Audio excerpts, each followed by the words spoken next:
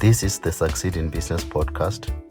The podcast is inspired by a book titled Succeed in Business, Learn from Your Business Failures and Succeed. The book shares practical information on how to find inspiration in humble beginnings to become a successful entrepreneur. Through this book, you will learn that starting small is always the best way, and if you fail, you are equipped enough to start again.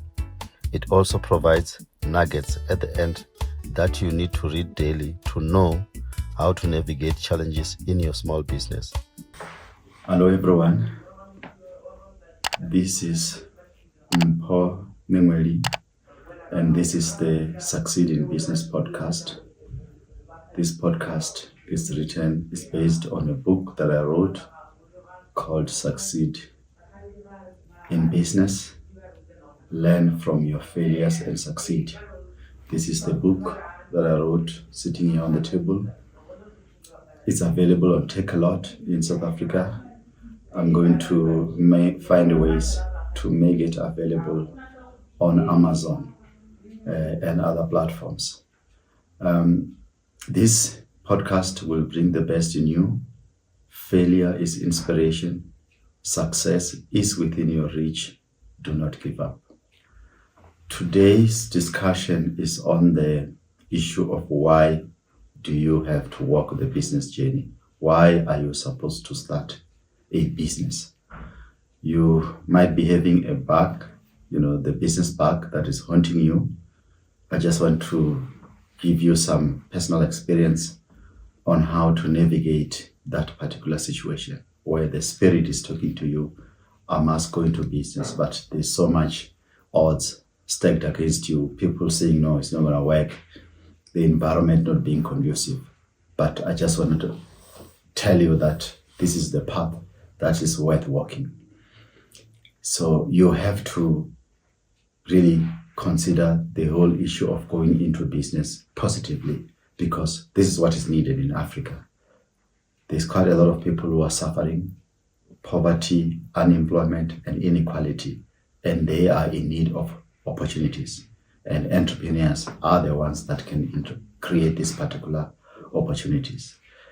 There's always also the issue of discouraging people who want to be entrepreneurs. You might be getting discouraged by people telling you that this is a lonely journey and there's quite a lot of suffering. And indeed, I just want to indicate that it can be lonely and it can also be full of suffering. But loneliness also can be addressed in many ways. There are many other people who are entrepreneurs. There are many platforms where you can go to become an entrepreneur, and then that is where you can get friends, people that you can collaborate with. It can be in markets that are there on weekends. It can be on places where people are trading at the shows, trade shows, big trade shows that are held maybe annually, like your Rand Easter show here in South Africa. Suffering also obviously is inherently part of it, but so is part of life. Happiness, pain, and suffering are all the ingredients of life, and they create the beauty of what we call life. Also note that as Africans, there's hardly any form of encouragement for us to start any businesses. And this is also based on the colonial mentality that we have been given, that you have to go study, work, and retire at the age of 60 or 65. After retirement, that's when you can start living. At that point in time, you will be old, probably frail, and it will also be the first time you can see R1 million in your account. I'm not sure if that's what you want to do, to wait up until that age to see 7 figures in your account. So the issue also, we also operate in racist economies in Africa, which are dominated by big monopolies that fend off any small businesses that start. And these big monopolies are controlled by particular races who are quite very ruthless and greedy, who don't want anybody to enter into the space. it's a neo-colonial environment where we have been told that we have been freed and we are able to do anything we like, but we are economically tied, both our hands and legs, and we cannot do anything. We cannot produce anything for ourselves. And it's a disgrace for Africans to be sitting here and not produce anything. Luckily, I'm sitting here on a table made by somebody from my village, from local wood, dry wood. I try as much as possible and support our people. But most of the things that I'm looking at here, the cameras, the lights, are all not made by our people, except the fact that the house that I'm sitting in was built by our people, Africans. And we have more as Black people to do to liberate our people through entrepreneurship, creating of opportunities. The other very big problem is the education system that has been set in our schools and universities here in South Africa and other parts of Africa. The education is not highly useful.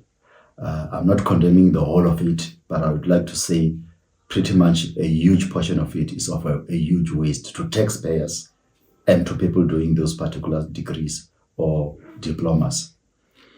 So why are we being made to invest into degrees that don't get absorbed in the employment environment?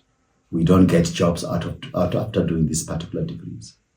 I'll give a practical example with myself when I did my degree in environmental management at the University of Pretoria. In hindsight, I can look back and say, I don't think the degree was well packaged, as much as it was rich with environmental information, economic information, some economic information. But the degree made no linkage whatsoever to the issue of business, which I feel is highly applicable to the degree. And I'm also probably very sad to say, even now, I can put my neck on the block. The degree has no connection on issues of entrepreneurship. Why do I make this particular case important? Is that there's no point in training people to be employees in a country where employment opportunities are not available. It just doesn't make sense. And at the same time, these degrees that are being done have an element of entrepreneurship in them. For example, in the environmental space, if you train, you can become an environmental consultant focusing on environmental impact assessment, which I've done since 2007 with some of my businesses, doing projects that are worth a few millions.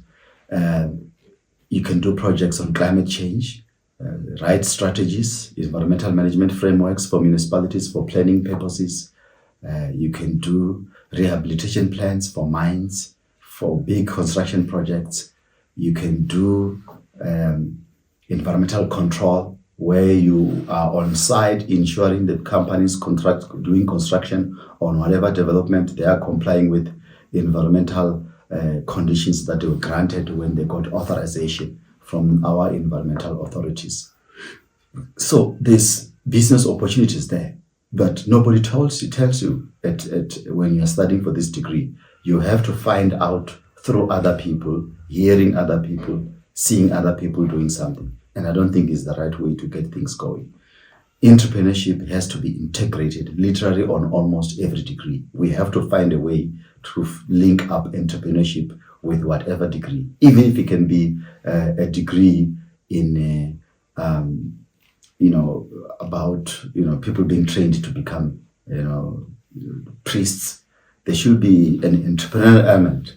How can the money that the church generates be used to promote entrepreneurship within the church, to the point that the church is not supposed to collect the tithe? We should be able to be coming with innovative ways of really changing the curriculum. And I strongly suggest, if we do not change the curriculum of our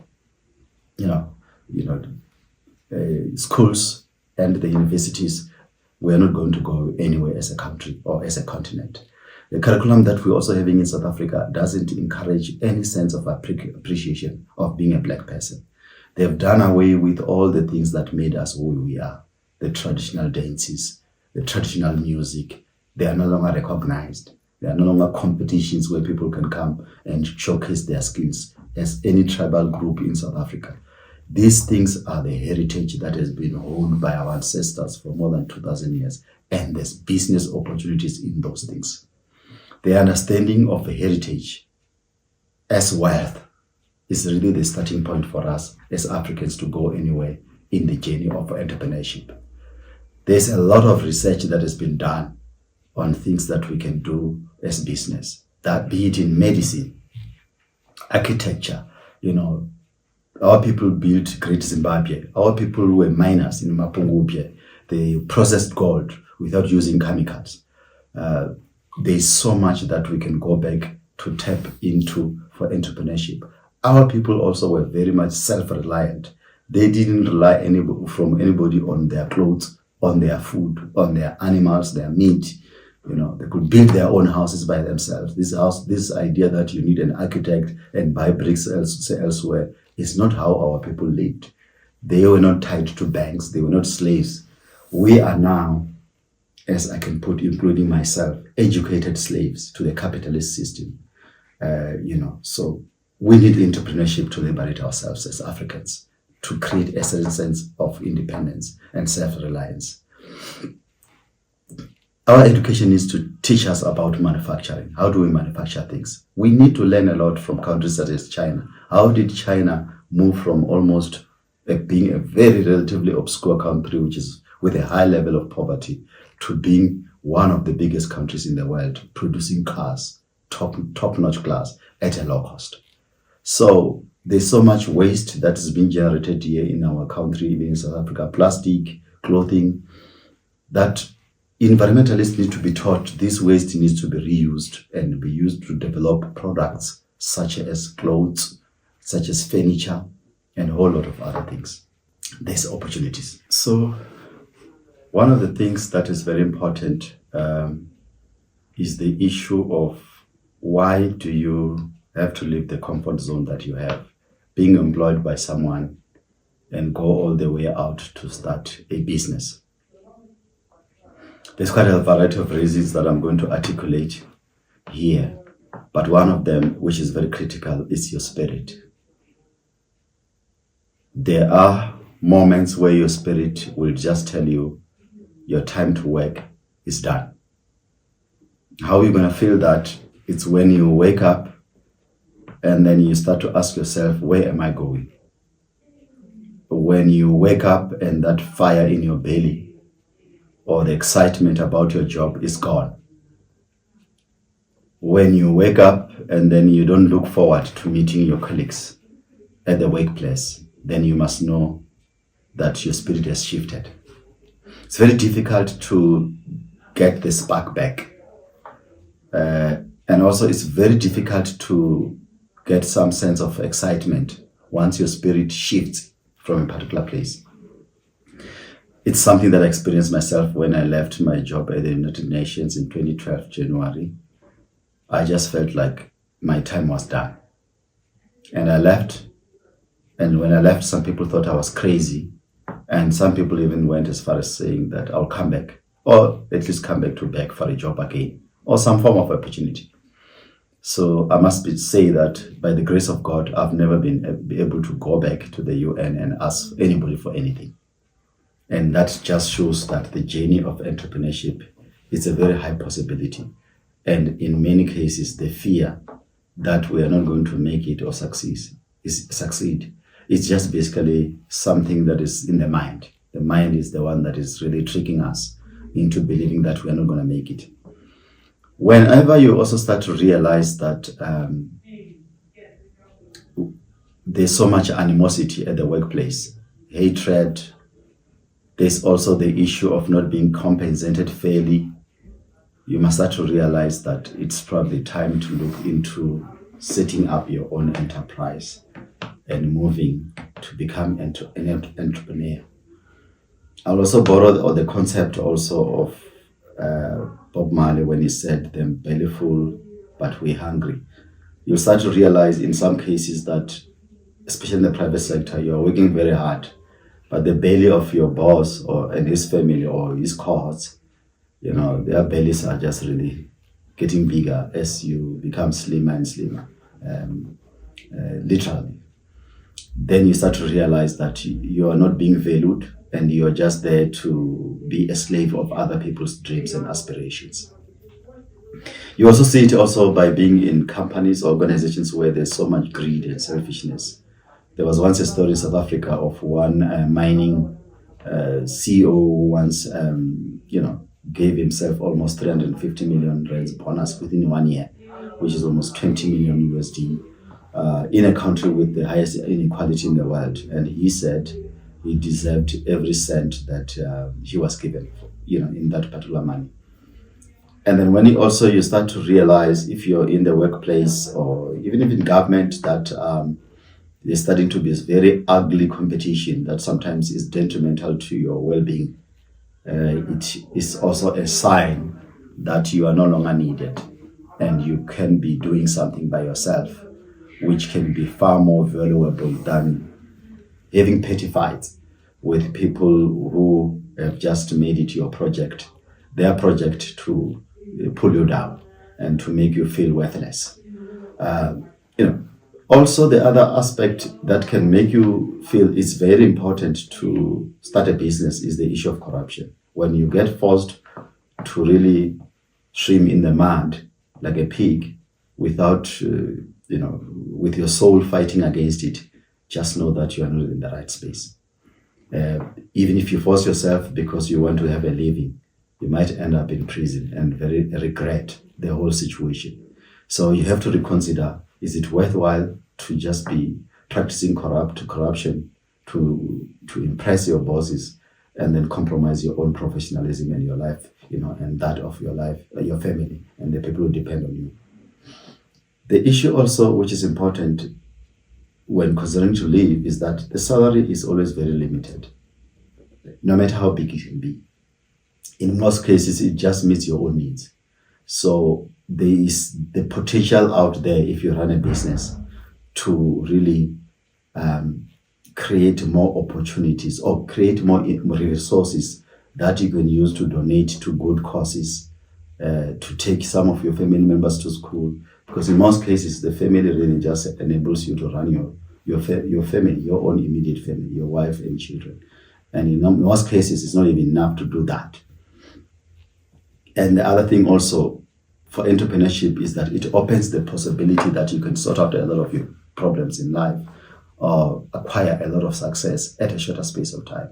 I do feel that things like that we work for example, buying a house and paying it for 20 years is not very noble or very wise, because for me, it's another form of enslavement. It's slavery.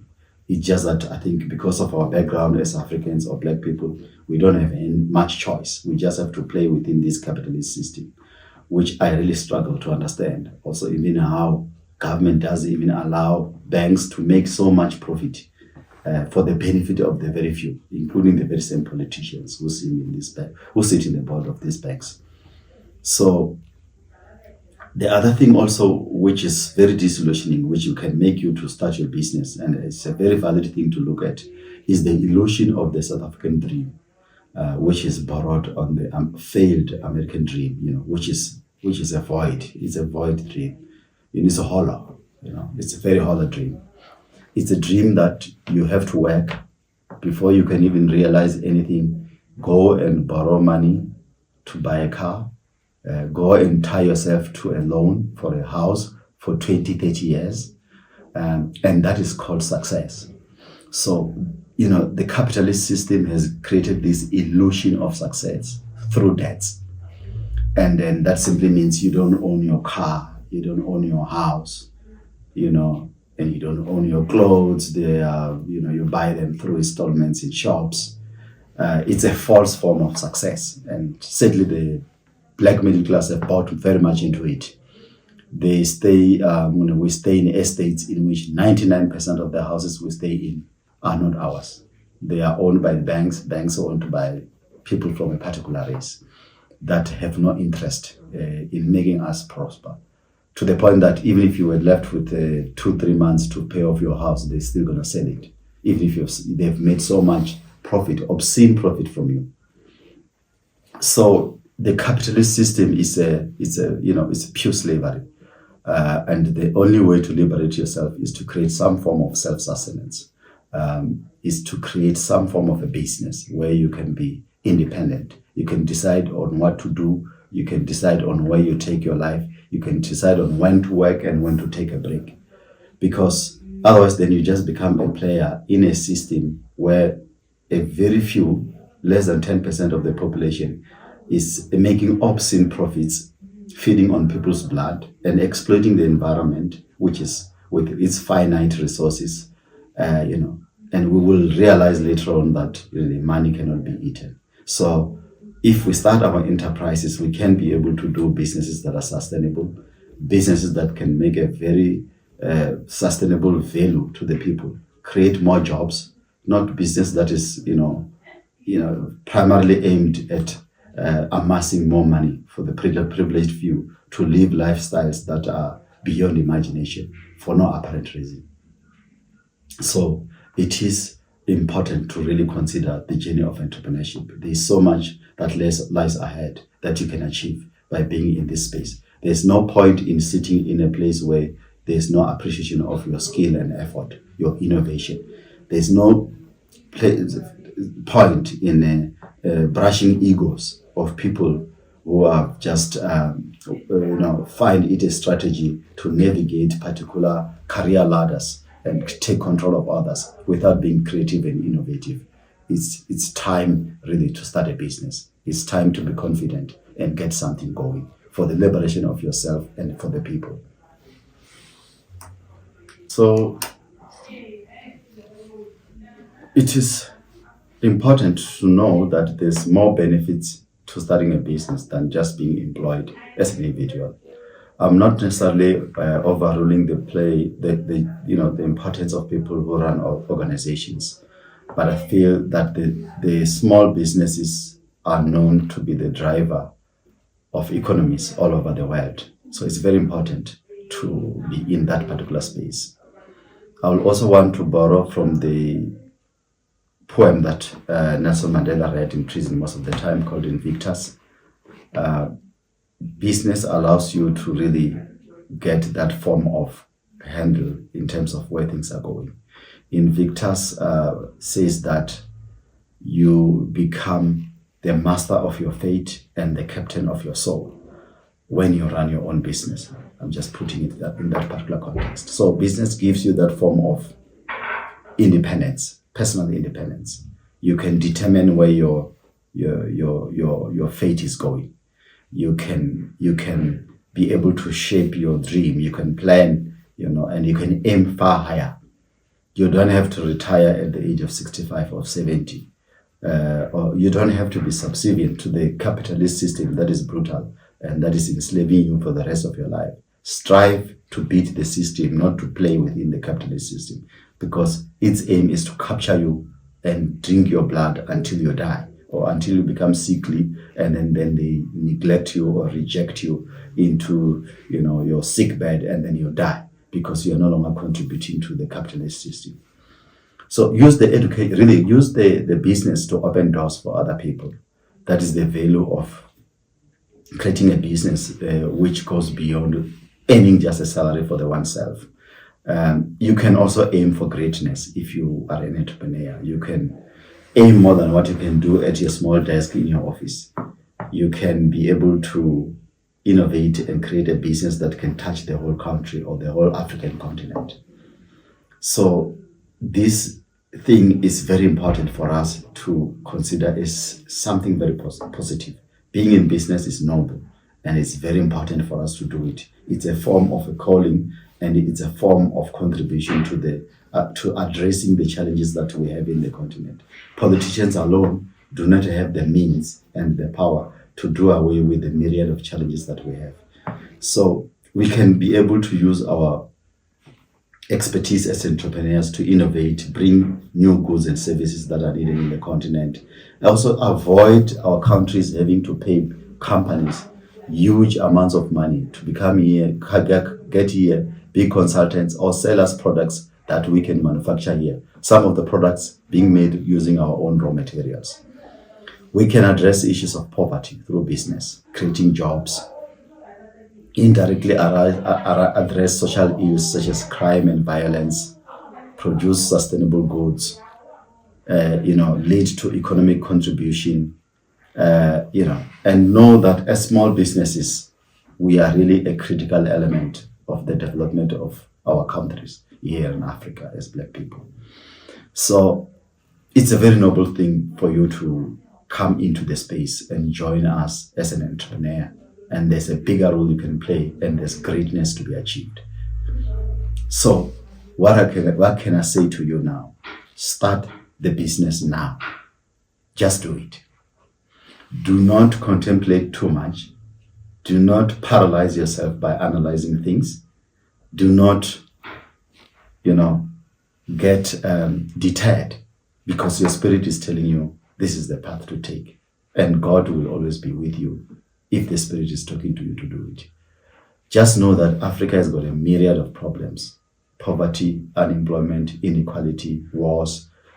Most of these things are stemming from challenges that we have. And we have a population that is almost close to 1.4 billion people that needs goods and services in this particular continent. So we have the consumers of what we can produce, which is very important. Unlike in other countries in the West, where the populations are declining and they are going to be having old and sickly people who are not really going to consume much. So there's really a space for us to produce and prosper. And we've got a huge youthful population that is there to do business and push the work. So we must not see our jobs as an end, but a means to the end. If you are working somewhere and you are contemplating to leave, just see that God has put you in a job as a place where you are gathering skills, you are gathering resources in the form of finances, you are networking with other people.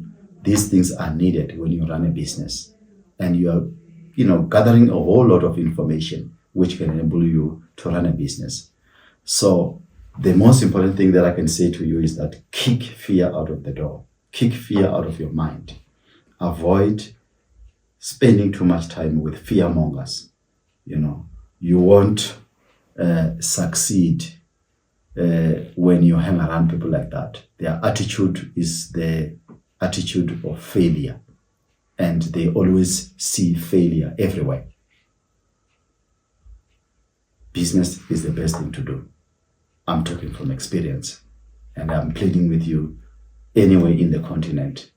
Please get together, mobilize each other, tap into the heritage, start small enterprises. The businesses are in your fingertips. We don't have to crack our heads to start these small enterprises that I'm talking about. It's very important to know before starting the business to embrace the fact that there will be failures along the way, and they are part of the journey. So I always say that failure in business is not something that must deter you. It's just basically, in actual fact, I say we don't really fail in business. We just gather lessons, and then we use those lessons to improve and run our enterprises in a better way. So we must know that in every failure, there's something good in it. There is a silver lining in every failure. We just have to sit back, reflect. We will find a reason why we failed in particular aspects. It might be the partnership was wrong, or the value proposition was not right, or the timing was not right, or we threw too much money into a place, or we trusted our employees too much, and they destroyed the business. So there's quite a lesson that we need to take and improve on it. But I'm emphasizing again, those failures must not deter us, and we must avoid entertaining the prophets of doom. Those ones who will always say that you are going to fail. Most of those people, normally they do nothing in their lives. They never taste success nor defeat. Some of them are just armchair critics. So avoid actually people who will give you a lot of advice on business whilst they've never even run a very small thing or never sold, streets and vegetables like my mother used to do in front of a shop in the small town where I come from. And just know that business is a game of patience. If you are focused, success is going to come your way. If it also a matter of determination, it's not necessarily driven much more by the money you have. A lot of people with a lot of money end up failing in business. Actually, those who make the best of success come from very limited resources, but they've got very high level of determination. The other thing also, it's important to get support from either parents in any form or support from the partner that you have. The support of husband and wife is very critical, because the person that you sleep with or spend most of your time with, if that person is your cheerleader, you are bound to succeed. And you need to hang around people with a positive spirit. You need positive vibration. So go to the trade shows, go to the markets where people are selling, talk to the small entrepreneurs, and talk to a mentor, somebody who has walked the path. Spend time in the environment or nature to refuel yourself. Most of my business ideas come to me when I take time to be with myself. I do what I call walking meditation. So during walks, I reflect on my life, I connect with nature, but then I get ideas on what to do. That's when I can be able to innovate and create. One other thing also which is very important which is I think is sometimes a challenge for entrepreneurs, is the excitement of making big money. I always, my ears close whenever somebody comes to talk to me about getting very rich very quick, which is very common amongst the young people that I try and work with. They get very huge excitement upon just hearing that there's so much money that can be made. And they forget that you need to take things step by step. And where there's people eating big money, they're not just going to open a door for you to come and join them without having built your way up. For you to be a member of the Billionaires Club, you should have worked your way up close to that particular club for them to co-opt you to be part of them. So it's not an issue of America, it's an issue of progress. So we need to recognize that. So we must not get too much absorbed by the issue of going to make big monies in business. Let's rather be driven by the fact that we're going to make a difference in humanity. I have not really made much money, but I sleep very nice and peacefully, knowing that there are people, as I talk now, employed in my businesses that are working. And I make sure that these people are paid on time every month, even when I don't have money for months for myself. So it's a contribution I see. So, we must see ourselves as somebody who God gives money for particular purposes through. Money comes through you to serve the poor, to make donations to hospitals, to create employment opportunities, to feed your family. So in actual fact, you're not necessarily the owner. You've just been given the honor to manage it and to look after it. It's not necessarily yours. So if you look at money that way, it will not drive you crazy. You will walk with R1 million in your pocket, but you will not feel overwhelmed, because you know it's not your money. It's money that has been borrowed to you or given to you to look after for the good of God's mission. That's how I see it. And I see running a business as a prayer. Even if I can spend the whole year without going to church, as long as people are working in my business, generating income, feeding themselves, sending their children to school, improving and studying further, then it's a prayer to God. There's no better prayer than that. There's no point for me to spend months and months sitting on top of a rock on the mountain, shouting to God as if he's deaf. Deaf wants work, and business is work. In the 7 days that God used to create the earth, as narrated in the Bible, 6 of which he spent working, not relaxing. And he rested on one day, on the 7th day. That's what we need to do, even in our churches. So money must not make us arrogant. Money must not make us uncontrollable. It's just part of running the business. It's the blood of business. It is really the lifeblood of the business. We must also know that poor control of money can lead to our demise. So let's start these businesses, but not overwhelmed with money. That's the point I'm trying to emphasize. Let's also know ourselves as custodians for this money, to use it for good purpose, for the mission of God. And that is bigger than ourselves or whatever our dreams are. So it's important to know that Africa desperately needs your energy. You were born at this point in time for a reason. With the challenges that we have, they need you.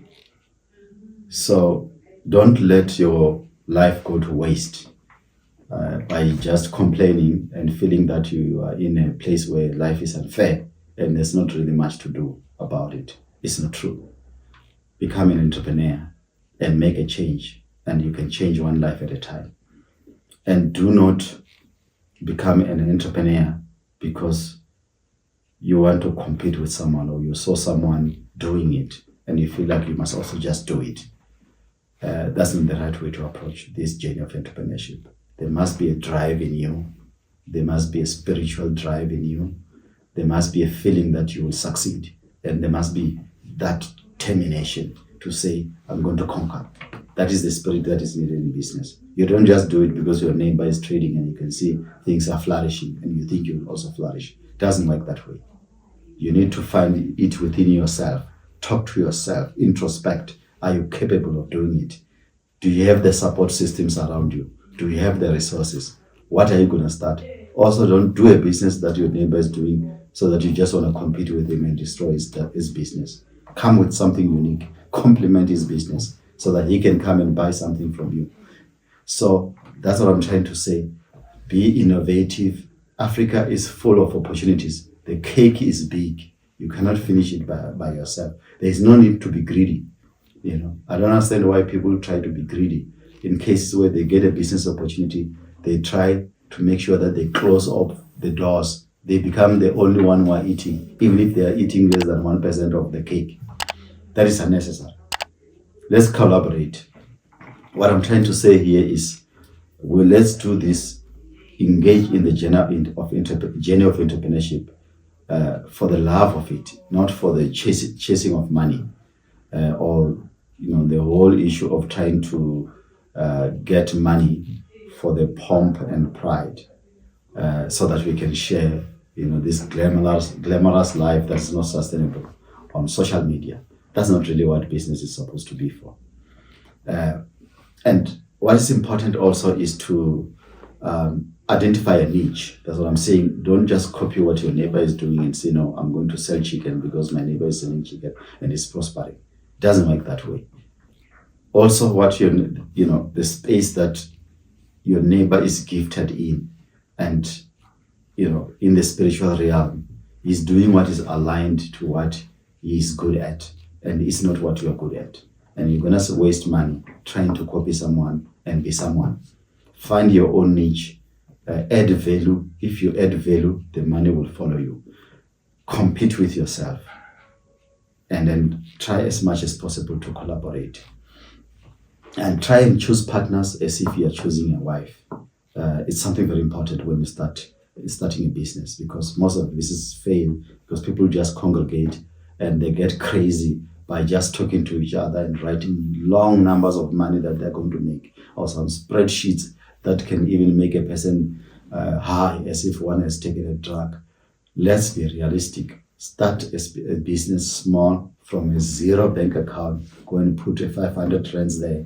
It will grow to millions if you've got the confidence and the patience that is gonna take off, and the fact that you are bringing something valuable to the people. business is very hard. It's quite very true. But there's nothing of value in life that I know of that is not difficult. It doesn't exist. Education is terrible. The years you spend and the nights you spend studying without friends and family, it requires a lot of dedication. Nothing of honest significance or that people appreciate can be found without, working hard. And people also always emphasize that business is a risk, and it's quite very true. But life in itself is a risk.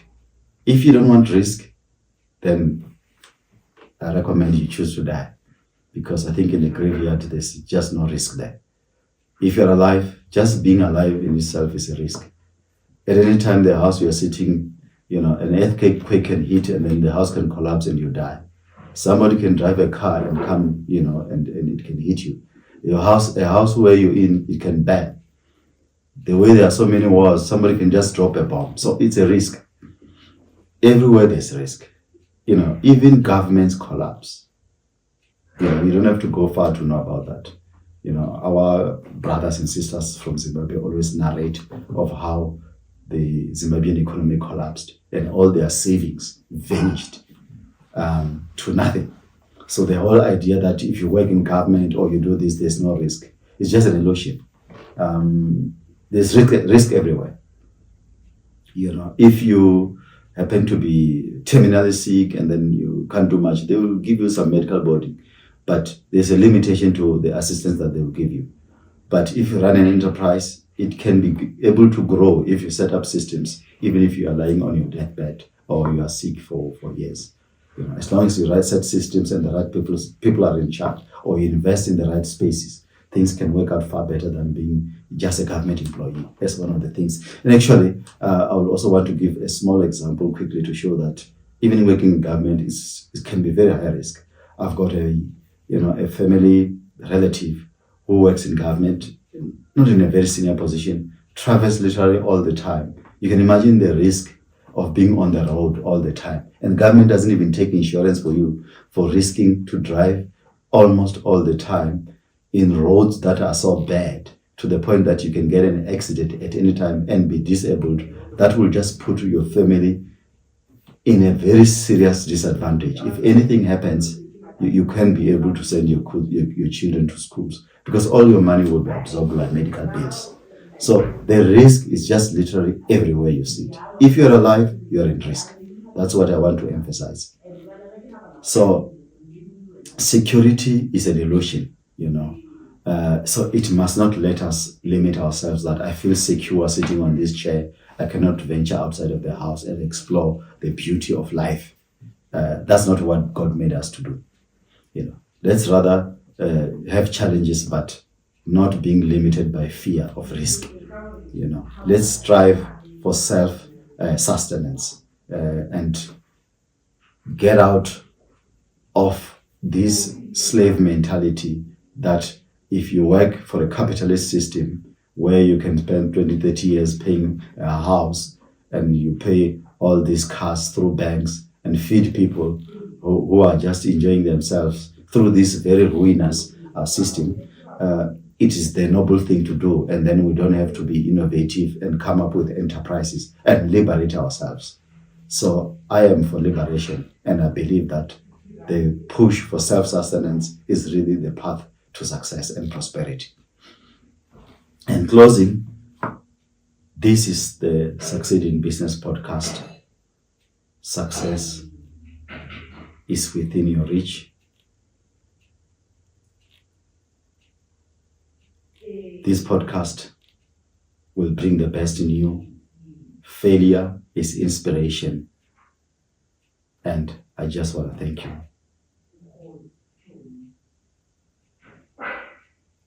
In closing, this is the Succeed in Business podcast.